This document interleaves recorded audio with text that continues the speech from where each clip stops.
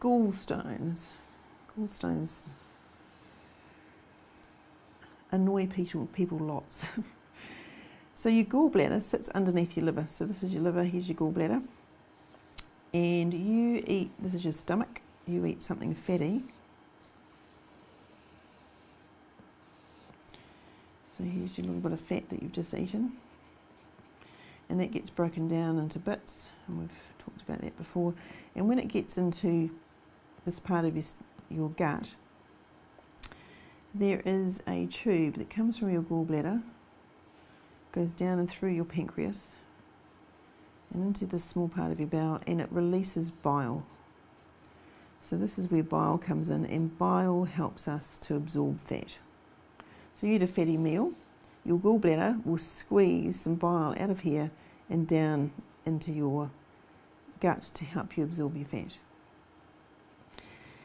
Your bile comes from a process that comes via your liver, and your gallbladder is just a storage system for it. So your gallbladder sits there and there's fluid coming into it all the time, and if nothing happened and you didn't eat a fatty meal for a while, then this would sort of build up and get fatter and fatter. But so to stop that, what happens is your gallbladder concentrates the bile, so it's really concentrated. So your liver produces the fluid that comes in, and your gallbladder sucks the fluid out of it effectively to make it more concentrated.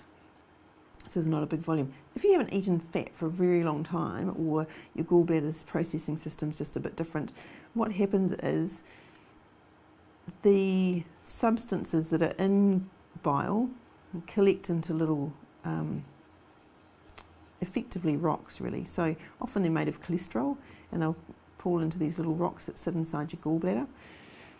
So when you next eat a fatty meal, your gallbladder will squeeze, and it may squeeze around one of these little rocks that gets stuck up into here, and that will give you pain because your gallbladder is trying to squeeze the bile out, and it can't because there's a rock stuck in the way. And occasionally those little rocks will get down here, and that will make it quite painful. You can either eat no fat at all, and then your gallbladder just sits there doing this thing, or if it becomes a problem and gets inflamed or infected or anything like that, then sometimes we need to take your gallbladder out. But that's what gallstones are about.